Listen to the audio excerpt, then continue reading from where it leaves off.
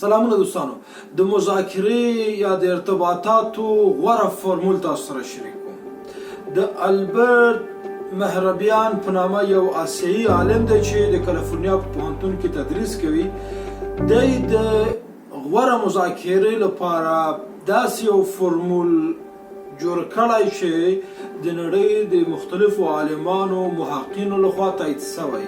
که چیرې تاسو غواړئ چې په مذاکراتو کې او یا په خپل روزمره ژوند کې، په سیاسي ارتباطاتو کې، په کاروباري ارتباطاتو کې، په ټولنیز ژوند کې، په هره برخه کې غوره ویناوال اوسئ، مؤثر اوسئ، ستاسو خبرې تاثیر ولري او په کل کې ستاسو نیګوشیشن او مذاکرات نتیجه ولري، دی یو لنډ فورمول وضع کړی او دا فورمول د 8 او 55 په نامه یادیږي.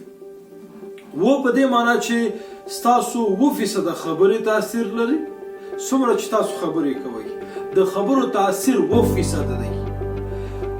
8% تاثیر ستاسو د ټون دی، په کوم انداز غږیږي، په کوم شکل غږیږي، لوړ غږیږي، ټیټ غږیږي، په کوم ځای کې په تیزۍ غږیږي، په کوم ځای کې ډېر ورو غږیږي. دا ټول هغه موارد دي چې ستاسو د ټون پورې اړه لري. یعنی ستاسو د خبرو ټون یا د غږ انداز ډېره مهمه ده. دغه نه وروسته 55% 55% ستاسو باډي لنګویج او ستاسو حرکات تاثیر لري. چې 55 جمع 8 جمع 9 چې سره ټول کو 100 جوړیږي. یعنی که چیرې تاسو غواړئ چې ستاسو خبرې 100% کې نتیجه ورکړي او تاسو په مذاکراتو کې 100% کې نتیجه لاسته راوړئ او خپل پیغام په ښه شکل مقابل ورته ورسوئ، نو تاسو باید د البرت مهربیان دغه فورمول حتما په خپل ژوند کې تعقیب کړئ. دغه فورمول د نړۍ د مهمو محققینو لخوا هم تایید شوی. په دې فورمول باندې بیا نور څېړنې شوي چې دا حقیقت لري او که نه لري.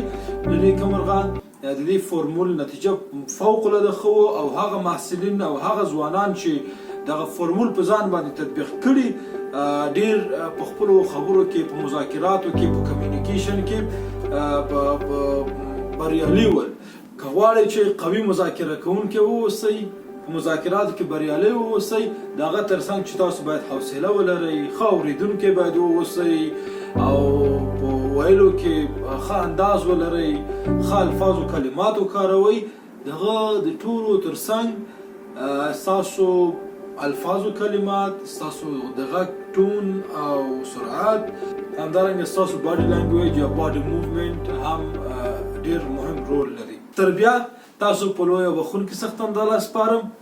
له ما سره اوسئ، زما سوشل میډیا تعقیب کړئ. په هفته کې یو ویډیو نشروم.